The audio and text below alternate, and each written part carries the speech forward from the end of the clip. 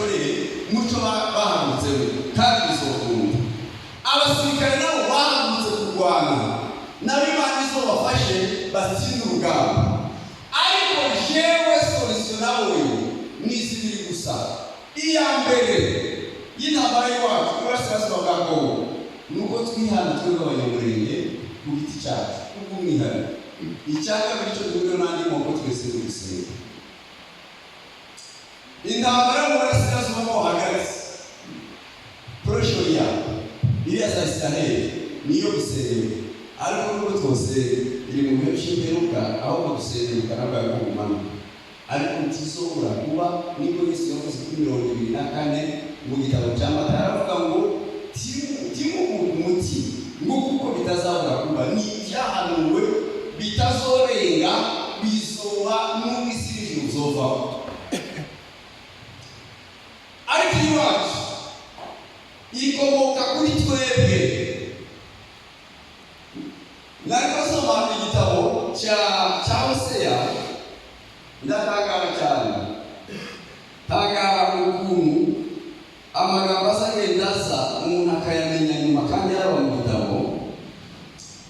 Murabona ubufusha kwacu kudukomokaho. Imana yatanze umugisha uretse ubushobozi bwa Kristo Yesu.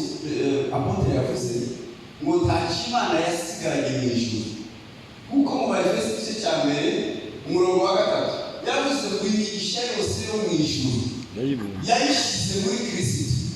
Kristo turayisoma mu Filipi ngo yaraje gucuncumura bitandukanye no gusuka.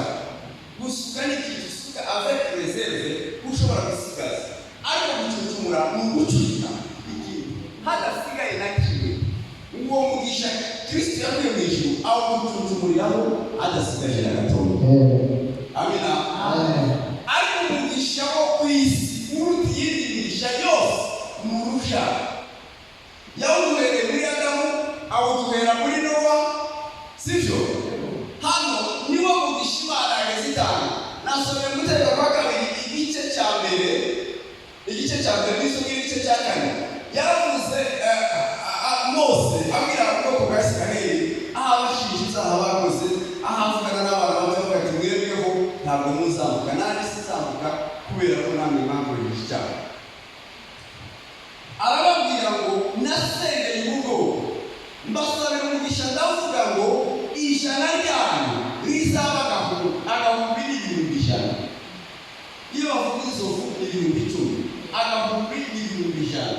Uwo ni wo mugisha yasabye. Aravuga ngo none mumaze kungana gutyo numva ntushobora kubahiga ngo amazi Imana yonyine irabahiga ngo kugira bazahirwe umwana w'umuhungu.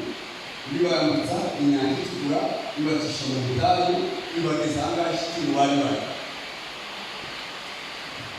Umuvumo Imana yavumye mu bwoko bwa Isiraheli yabavumye kutabyara.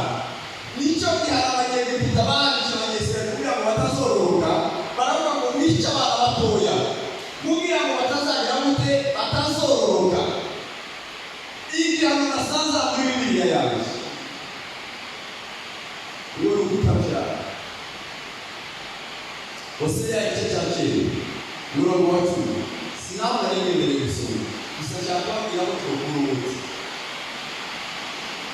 Umurongo wa 10 aravuga ati ari ijambo ry'Imana. Ubwo nabonaga Abisiraheli narabishimiye nabaye nk'ubonye imbuto z'imizabibu mu butayu. Ubwo nabonaga abasokuruza banyu narishimye nabaye nk'ubonye imbuto z'umutini zishishe